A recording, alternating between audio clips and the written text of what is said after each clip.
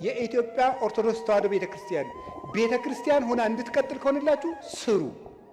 ካልሰራን ቤተክርስቲያናችንን በታምር ማስቀጠል አንችልም። ብድግ ብለን ዝም ብለን የኢትዮጵያ ቤተክርስቲያን አትበጠስም በፉከራ ነው። አንዱን ሰው አገኙትና ልጄ ለምንድን ነው የማትማር አሉት። አይ ምን እየበላው ልማር አላቸው። ስትደነቁር ምን እየበላህ ደነቆርክ አሉት። እንዲሁ እኮ ይገርማል እኮ። ለምን አታነቡ? ሩጡ። ብትሮጡ ይሻላል ቁጭ ብላችሁ መከራችሁን ከምታዩ ማለት ነው። እንዲያው ይባላል ይላሉ እኮ አባቶቻችን። እንደው ዘመን አድርገን ስናገረው ስራ የፈታ አይምሮ የሰይጣን ቤተ ሙከራ ነው ይባላል። ወሬ ስንቀምር የምንውለው የስራ ቀመር ስለሌለን፣ ስለዚህ መስራት መልመድ አለብን ነው። እንዳንሰራ አገሪቱ የስራ እድል የላትም። የእናንተ ጥያቄ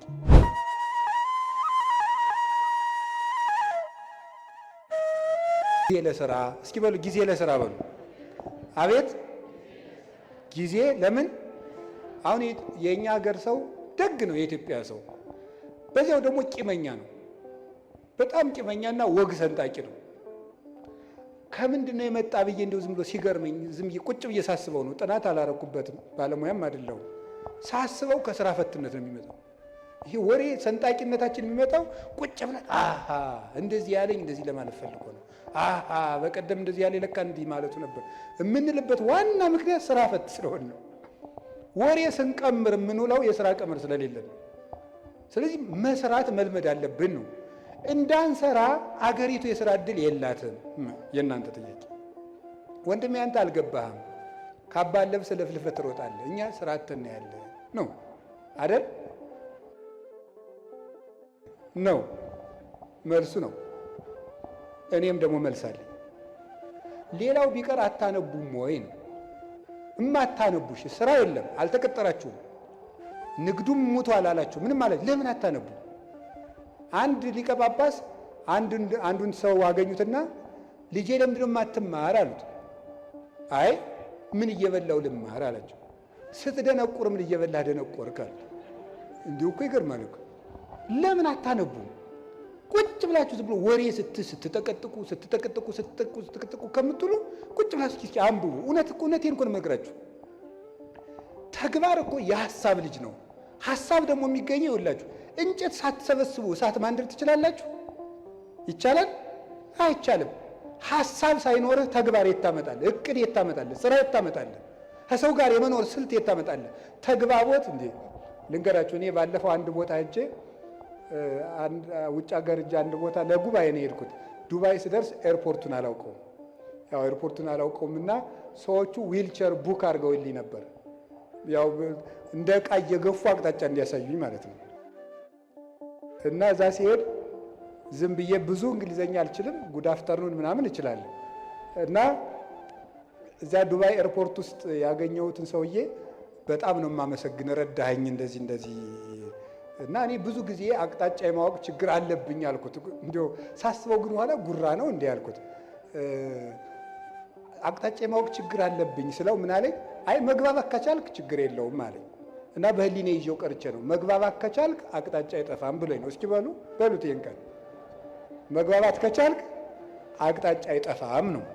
ስለዚህ መግባባት ከቻላችሁ የኑሮ አቅጣጫ አይጠፋም። እንዳትግባቡ ግን አትማሩ። ዝም ብለን ንግግራችሁ ወልዳፋ ምናምን እንጂ ትሕትና እኮ ያስፈልገዋል።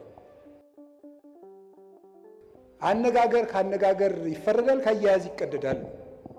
ከሰው ጋር እኮ ተግባብተን ለመኖር ራሱ መማር አለብን፣ ማንበብ አለብን። ጊዜ ለስራ እግዚአብሔር 6 ቀን ሰራ፣ 1 ቀን አረፈ። መንፈሳዊ ፍቻ አለው። 6 ቀን የተባሉ 6ቱን ቃላተ ወንጌል ፈጽማችሁ 7ኛው መንግሥተ ሰማያት ፍጹም ተወርሳላችሁ። አንድም 6000 ዘመን ሲፈጸም ፍጹም ዕረፍት ክርስቶስ ይመጣል ነው ሐሳቡ። ግን በቁሙ ግን ስራ መስራት አለባችሁ። ጊዜ ለስራ በሉ። እንዲህ እውነቴን እኮ ነው የምነግራችሁ። ብቻ ገደል እንዳገቡ ናችሁ። ሩጡ። ብትሮጡ ይሻላል ቁጭ ብላችሁ መከራችሁን ከምታዩ ማለት ነው። እንዲያው ይባላል ይላሉ እኮ አባቶቻችን። እንደው ዘመን አድርገን ስናገረው ስራ የፈታ አይምሮ የሰይጣን ቤተ ሙከራ ነው ይባላል። ሰይጣን ኃጢአቶችን ቴስት የሚያደርግበት ስራ ፈቱ ላይ ነው እየወሰደ። እንዲያውም ከሚሰራው ሰውዬ እያፈረ የሚመጣው ሰይጣን ሁሉ ወደዚያ ሰውዬ ነው እየሰበሰበ እና የሚሰራውን ሰውዬ የሚፈትነውን ሰይጣን የስራ ፈቱ ሰይጣን እስኪ ዞር ብዬ ልምጣ ብሎ ቀስቀስ ብሎ እንደው ሲሄድ ከስራ የሚሰራው ሰውዬ ጋር የሚታገለውን ሲያገኝ ረዚያ አትልፋ የኔ ስራ ፈታለ ና እንሂድ ብሎ እንደ ድግስ ወደዚህ ያዞት የሚሄድ ነው የሚመስለኝ ነው። እሺ እና የምሬን ነው የምነግራችሁ። መጽሐፈ መነኮሳት በእርግጥ ምን ይላል? ከትጉሁ ባይታዊ ጋር የሚታገለውን ሰይጣን እንቅልፋሙ ላይ የነበረው ሰይጣን ይሄድና ናይን የሰነፋለ ብሎ ዞት ይመጣል ይላል። እዚህ ጋር አትልፋ ይለዋል። ያኛው ሌሊት እየጸለየ ቅንድቡን ሲለው ለዚያ እኮ ነው ይውላችሁ ከሚጸልየው ሰውዬ የተሸነፈው ሰይጣን ሁሉ እናንተ ላይ ነው እየመጣ ድብትም ያደርጋችሁ ጫንም ያደርጋችሁ ማለት ነው። ስለዚህ እንደዚያ እንዳያደርጋችሁ ጊዜ ለሥራ እውነቴን ልንገራችሁ የኢትዮጵያ ኦርቶዶክስ ተዋሕዶ ቤተክርስቲያን ሆና እንድትቀጥል ከሆነላችሁ ስሩ። ካልሰራን ቤተክርስቲያናችንን በታምር ማስቀጠል አንችልም። ብድግ ብለን ዝም ብለን የኢትዮጵያ ቤተክርስቲያን አትበጠስም በፉከራ ነው እንዴ? አጠፋም እነ ግሸን እያሉ እነ አክሱም እያሉ እነ ላሊበላ እያሉ እነ ደብረ ሊባኖስ እያሉ ረተው እነ ቅዱስ ቶማስ ራሱ የሰራቸው የህንድ ቤተክርስቲያን ጌታችን ኢየሱስ ክርስቶስ አካሉን በእጁ የዳሰሰው ጌታዬ አምላኬ ብሎ የጠራው ድንግል ማርያም ስታርግ መንገድ ላይ ያገኛት ቶማስ የሰራቸው 8 ቤተክርስቲያኖች ያሉባት ህንድ እኮ 5ቱ በሌላ እጅ ሆነው ዛሬ 3ቱ ብቻ ነው የቀሩት። ታምር ያለው ቤተክርስቲያን ታምር ያላት ሀገር ናት ኢትዮጵያ፣ እግዚአብሔር ሀገር ናት እያሉ በመፈከር አይደለም ስራ መስራት አለብን። ክርስቲያኖች ስራ በቃ ትኩርኩር ብላችሁ ሳትንቁ ስሩ። ከጠፋ አንብቡ። ማንበባችሁ ደግሞ ስራ እንዴት እንደምትሰሩ ያሳያችኋል። ጊዜ ለስራ እስኪ ጊዜ ለስራ በሉ ንገሩኝ እንጂ እግዚአብሔር ይስጥልኝ። ሌላው ደግሞ ጊዜ ለምን ድገሙ። አቤት ጊዜ ለምን? ጊዜ ለመዳን። እስቲ ጊዜ ለመዳን በሉ። ለምንድን ነው ዛሬ ጊዜ ለምን የሚለውን ርዕስ የመረጥከው ብትሉኝ፣ ዛሬ የማን ጾም ነው? አቤት የነነዌ ጾም ነው። የነነዌ ጾም ስንት ቀን ናት? 3 ቀን ለምን የተጠቀሙ ሰዎች ናቸው? የነነዌ ሰዎች ለመዳን የተጠቀሙ ሰዎች ናቸው። ጊዜ ያያችሁ እንዴት እንደሚጠቅም በስንት ዓመት ያጠራቀሙትን የኃጢአት ግም 3 ቀን ተጠቅመው ነው ያፈረሱት ማለት ነው። ጊዜ እንዴት እንደሚጠቅም 3 ቀን እንዴት እንደጠቅም 3 ቀን ሀገር አዳነች። እኛ አሁን 50-60 ዓመት ሀገር ማዳን አቅቶናል። 3 ቀን ግን ሀገር አድኗል። ሀገራችን እንድትድን እኛም እንድንድን ከፈለግን ጊዜውን እንጠቀምበት። ለምን? ለመዳን። የመዳን ቀን ዛሬ ነው፣ ከዛሬም አሁን ነው አይደል? ሁለተኛ ቆሮንቶስ ምዕራፍ 6 ቁጥር 2 ላይ ወናሁ ዮም ዕለተ አድኅኖ በዕለተ ሪት ሰማዕከ ወዕለተ መድኃኒት ረዳእከ ወናሁ ዮም ዕለተ አድኅኖ። በተመረጠች ዓመት በተመረጠች ቀን እሰማሃለሁ። የመዳን ቀን ዛሬ ናት፣ ከዛሬም ደግሞ አሁን ነው። ሰይጣን እንዳንድን ድነት ማለት ምን ማለት ነው? በኦርቶዶክሳዊ አስተምሮ መዳን ማለት ከቅጣት ማምለጥ ማለት አይደለም። ምን ማለት ምን ይመስላችኋል? መዳን ማለት ከእግዚአብሔር ጋር መዋሃድ ቲኦሲስ ማለት ነው በግሪኩ። ከእግዚአብሔር ጋር መዋሃድ ሱታፌ አምላክ ከእግዚአብሔር ጋር መኖር ነው መዳን ማለት። ድነት ማለት ይሄ ነው። አሁን አንዳንድ ሰዎች እኔ ድኜ ጨርሻለሁ ይላል። እንዴ ከእግዚአብሔር ጋር መኖር የሚያበቃ ነገር ነው? መዳን ማለት ከእግዚአብሔር ጋር መኖር ነው። ከእግዚአብሔር ጋር መኖር ደግሞ ሁልጊዜ የሚቀጥል ነገር ነው። እግዚአብሔርን የሆነ እንደ ዕቃ የሆነ ተቀብለ ነው በቃ ምን እንለዋለን? ሁልጊዜ አብረነው ምን ኖረው ነው። ከእግዚአብሔር ጋር መኖርን ጧትም ማታም ጧትም ማታም ጧትም ማታም ለመዳን መጠቀም አለብን። ሰይጣን ምን እንደሚያደርግ ልንገራችሁ። አንዱ የሰይጣን መሰረታዊ ተንኮል እንድንዘገይ ማድረግ ነው። እንድንዘገይ ለምሳሌ ከመታረቅ እንድንዘገይ ያደርገናል። ሳምንት እንታረቃለን፣ የዛሬ ወር እንታረቃለን እንዳል ቂም ሆኖ ይቀራል ማለት ነው። ማዘጌት። ቁርባን እናቀዳለን፣ እንድንዘገይ ነው የሚያደርገን። ይኸውላችሁ የማቴዎስ ወንጌል ምዕራፍ 25 ላይ እንደተጻፈው መንግሥተ ሰማያት 10 ደናግል ትመስላለች ተባለ። ከዛ 5ቱ ጠባበኞች ናቸው፣ 5ቱ ሰነፎች ናቸው።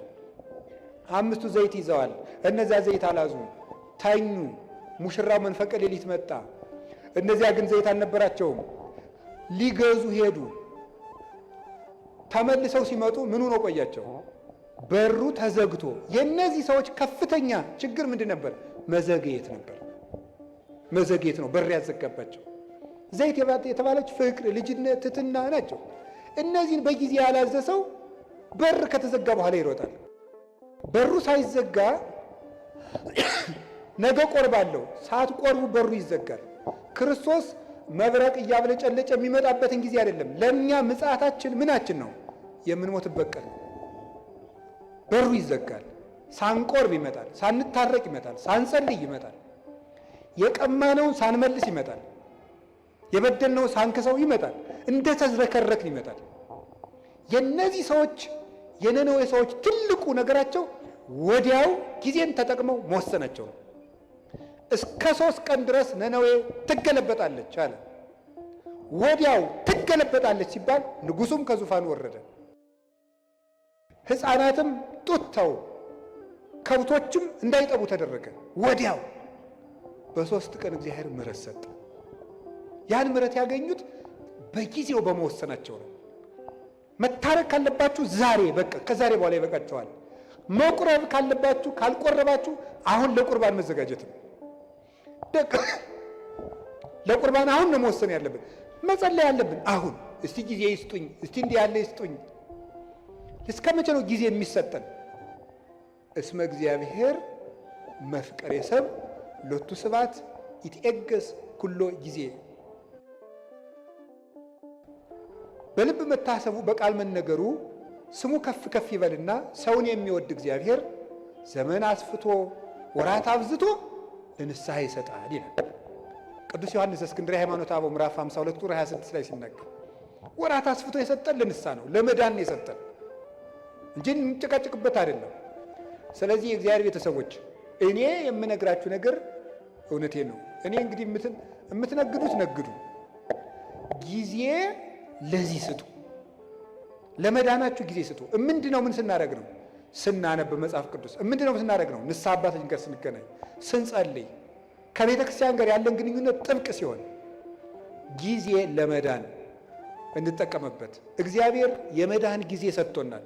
ክርስቶስ ከተወለደ ጊዜ ጀምሮ ያለው ጊዜ የመዳን ጊዜ ነው። በመድኃኒት ቀን እየታመምን ያለን ደግሞ እኛ ነን። በመዳን ቀን ሰው ይታመማል። ሐኪም እያለ ይታመማል። ሰላም እየተለት ሰው ይታወቃል እንዴ? ንግሥተ ሳባ ትትነሳ ወትትፋታ ለዛቲ ትውልድ። የሳባ ንግሥት ተነስታ ይችን ትውልድ ትፋረዳታለች።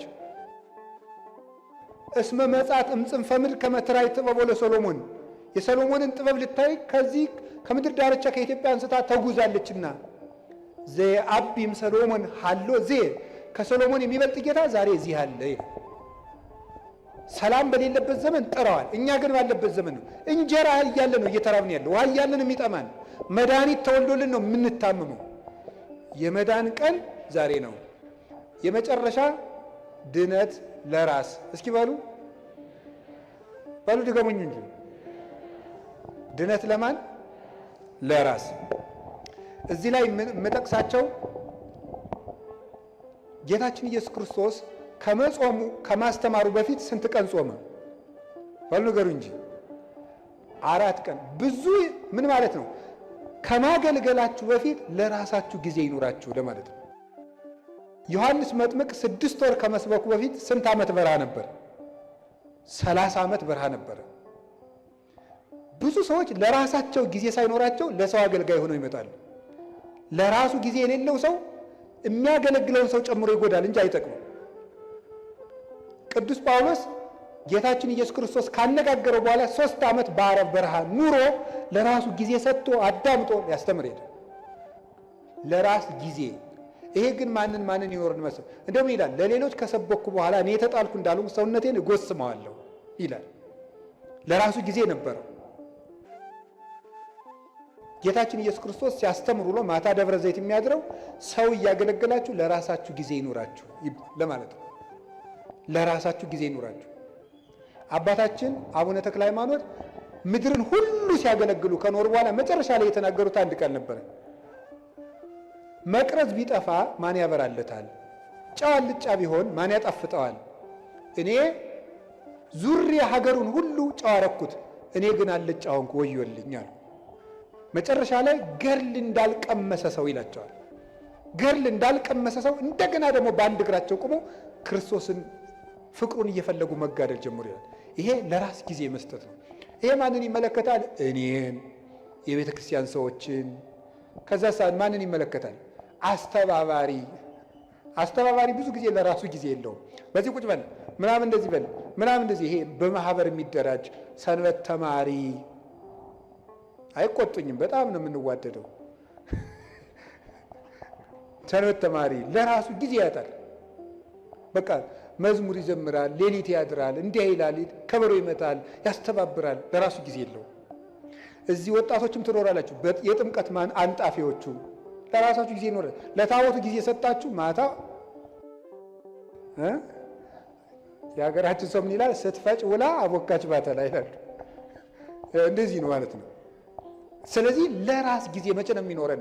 ሁልጊዜ አስተባባሪ ግን እንዳሉ ለከብቶች እያጠጣ እሱ ግን ይበሰብሳል ይባላል።